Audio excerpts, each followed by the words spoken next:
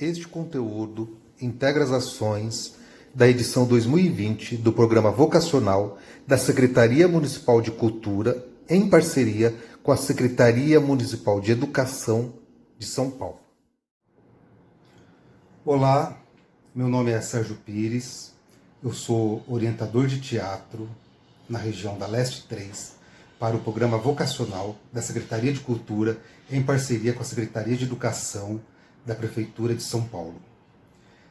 Hoje nós temos muitos assuntos para a gente conversar, nós temos várias pequenas abordagens para a gente fazer sobre a prática teatral, porém, antes, eu reforço meu pedido, a minha sugestão, para que vocês leiam os conteúdos escritos ou gravados por mim, nestes já quase 3 meses de Vocacional 2020. Todos os links dos conteúdos anteriores estão na descrição deste vídeo. E qual que é o nosso tema de hoje, né? O nosso tema de hoje é Fio de Aranha em solo cênico ritualístico. Fio de Aranha em solo cênico ritualístico. Esse tema ele surge a partir da proposta da atriz Diana Citônio, que se tornou uma vocacionada dessa edição 2020. Vamos conhecer um pouco da proposta e um pouco da Diana. Olá, eu sou Diana Monteiro Citônio, eu estou aqui dentro do meu quarto, um lugar que eu tenho ficado muito, um lugar que eu estudo, que eu leio, que eu faço minhas orações, meus exercícios físicos, que eu trabalho online, e um lugar também que eu tenho ficado muito angustiada, muito triste. Ai, nem posso falar muito, senão já começo a vontade de chorar. Um lugar cheio de memórias, de muita solidão devido à pandemia da Covid-19. Há algum tempo eu estudo Butô e exerço a prática da dança livre. Eu gosto muito do teatro físico, dessas descobertas extras cotidianas do corpo, de trazer essa memória corporal. É libertador para mim, uma maneira de ficar conectada com o transcendente, com o meu interior. E aí eu comecei a ler os conteúdos, os textos, meio que sem pretensão, do projeto vocacional ministrado pelo dramaturgo e diretor Sérgio Pires. E fiquei muito empolgada, muito animada.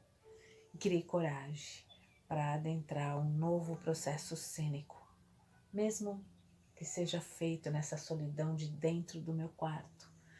Mas eu fiquei motivada, porque eu discuto com ele online, ele está passando algumas orientações, também tenho conversado com outras pessoas, e aí preenche esse vazio, né? Fiquei muito animada para fazer esse solo, esse monólogo, a partir das minhas pesquisas corporais. A minha fonte inspiradora é um conto do escritor japonês Ryonosuke Akutagawa, que é considerado o pai dos contos curtos no Japão. É um texto bem enigmático, cheio de simbologias, assim como o Butô. Chama Fio de Aranha, o conto foi escrito em 1918. Eu tô feliz, mesmo estando triste. É isso, eu tô feliz para começar esse projeto teatral. A Diana ela leu todos os conteúdos que estão listados na descrição desse vídeo e nós tivemos algumas trocas de e-mail. Foi assim que se iniciou o nosso processo. A Diana ela propõe um processo de criação artística, de releitura ou de adaptação do conto Fios de Aranha. Aliás, eu falei sobre ação dramática e sobre adaptação na minha primeira orientação, também numa gravação em vídeo. A Diana também propõe que essa adaptação do conto do Fio de Aranha se dê na atmosfera do Butô. Eu li o conto, eu não conhecia, eu confesso que eu não conhecia, eu li o conto, e eu também respondi o e-mail da Diana pedindo que ela me escrevesse uma imagem. A minha pergunta, na verdade, foi: já que você é praticante do Butô, ou está iniciando a prática do Butô, e a partir do conto Fio de Aranha, o que tudo isso lhe propõe, assim? quando você lê, quando você imagina essa dança, quando você fecha os olhos, qual a imagem que é mais quente? O que reverbera em você? Qual a imagem que lhe vem à mente? Esquece o conto. O que eu quero saber é qual imagem é lhe despertada a partir desse encontro ou dessa atmosfera do Butô. A Diana me respondeu e ela decidiu que a imagem geradora do seu espetáculo é o silêncio aparente do lago, tomado por flores de lótus e a dança da morte. Foi a partir dessa imagem que nós agendamos um encontro por uma videochamada. E nós iniciamos um projeto de investigação dessa imagem. Nesse encontro eu perguntei para Diana, quem dança? Né? Quem é essa figura que está dançando ao redor desse lago? Qual a idade dessa figura? Por que ela está neste ritual? De onde ela veio antes desse ritual? Para onde ela vai após esse ritual em volta do lago? A ideia é que a Diana selecione algumas imagens, algumas ações que dê sentido e que tenha começo, meio e fim. E a partir dessas ações, nós desenvolveremos o argumento para o espetáculo cênico solo dela. Assim. E a Diana me passou um outro dado bastante curioso. Ela disse assim, quem dança, quem está dançando ao redor desse lago é a própria morte. Essa é a imagem que a Diana tem. Então, recuperando. O silêncio aparente do lago, tomado por flores de lótus e a dança da morte. É a morte quem está dançando ao redor desse lago. Mas, se nós estamos falando em espetáculo cênico, nós estamos falando sobre experiência humana. E se nós estamos falando sobre experiência humana, eu não podia deixar de perguntar para a Diana. Por qual experiência humana passará essa figura representativa da morte? Essa figura, né, a morte, que é uma figura que nos causa tanta dor, mas a morte também, no senso comum, é muito conhecida como libertação. Como que essa figura que não pode fazer outra coisa da vida, qual é o peso para a morte de ter que ser sempre a responsável pela passagem de pessoas entre a vida e o morrer? E aí eu questionei para a Diana, a morte morre? Será que a morte morre? Na verdade, essa figura, né? Será que nesse ritual a figura da morte ela vem a morrer?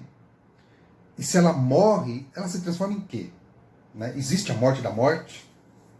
E caso a morte morra, será que ela se transforma nessa flor de lótus? Será que ela se transforma nesse rio que também é uma passagem?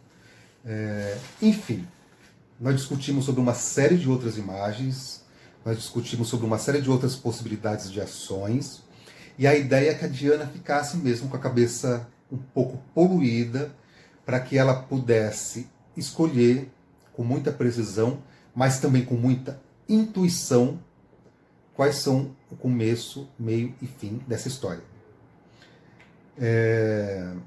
A ideia também é distanciar um pouco a Diana do texto original do Fios de Aranha, do conto original chamado Fios de Aranha, de forma que ela se aproprie mais da sensação que ela teve ao ler o conto do que do conto em si. Todas essas indagações e várias outras imagens que nós tivemos nessa conversa foi com o objetivo de poluir mesmo a cabeça da Diana, assim, de provocar nela uma série de ações, de sensações, a partir dessa figura representativa da morte que dança ali ao redor do lago, tomado por flores de lótus.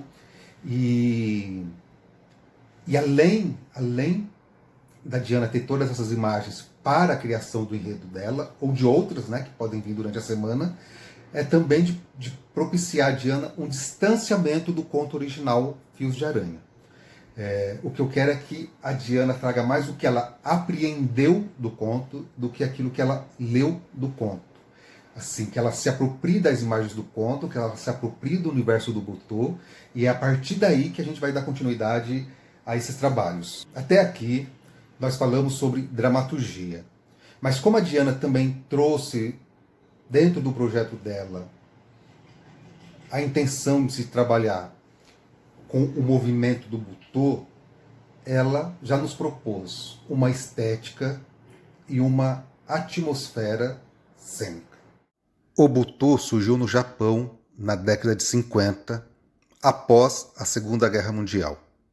Na sua origem tinha o nome de Ankoku Butô, que significa dança de total escuridão, hoje conhecida apenas como Butô. O Butô é ensinado mais como um modo de viver, uma filosofia de vida, e não como uma dança. Kazuo Ono, grande mestre da técnica do Butô, disse que cada dançarino possui seu próprio Butô e que é singular em cada pessoa. Sakamoto, outro mestre, descreve o Butô como não apenas uma dança, mas uma maneira holística de performance. A proposta apresentada pela Diana, tanto dramatúrgica como cenicamente, é de uma atmosfera extremamente ritualística. E aí eu pergunto para vocês, qual a relação que o teatro mantém com o ritual? E eu mesmo respondo, toda. O teatro, ele nasce dos rituais. Eu falo muito nos conteúdos anteriores que é muito importante para nós, dramaturgos, atores, diretores, enfim, termos um olhar simbólico sobre a vida, termos uma leitura mítica do cotidiano. É um exercício que nós devemos fazer constantemente. E se nós falamos em mito, lógico, não podemos ignorar que os mitos, eles nascem junto ou dentro desses rituais. E é essa proposta que a Diana vem trazer, de um trabalho ritualístico, de um espetáculo que na realidade é um encontro, né? Sempre é um encontro, mas sem esse distanciamento da caixa preta, de que o ator está lá e o espectador está aqui. Não, assim, é uma conjunção. Eles vêm junto e um modifica o outro.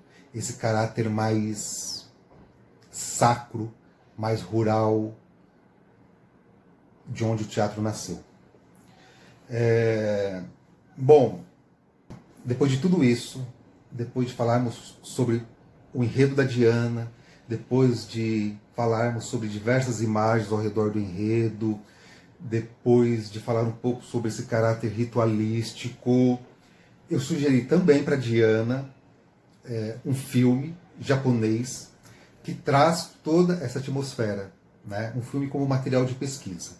O nome desse filme é Depois da Vida, é um filme de 1998. Depois da Vida é um filme que conta a seguinte história. Depois de morrer, cada indivíduo passa por um processo único de preparação para o pós-morte. Durante uma semana, o morto é aconselhado por mortos mais antigos na tarefa de escolher uma lembrança que será a única memória que eles poderão levar para o além-vida.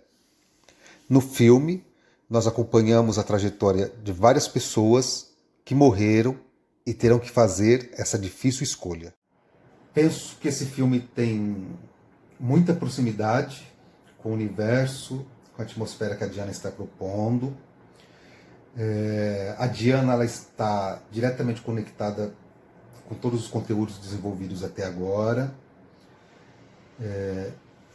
E agora eu faço um convite para vocês. Quem quiser colaborar, quem quiser interagir com este processo da Diana Citônio, basta deixar os seus comentários. Escreva, mande as suas imagens, colabore com a gente. A ideia é que os processos dentro desse programa, eles sejam realmente compartilhados. E quem quiser ler o conto que está dando origem a todo esse processo, eu deixarei um link também aqui na descrição desses vídeos. O nome do conto é Fios de Aranhas. E se você também se animou em desenvolver um projeto seu, a escritura de um texto, uma cena, uma contação de história, durante esse momento de pandemia, é só você me escrever. sergiopires2013@gmail.com. Vamos criar?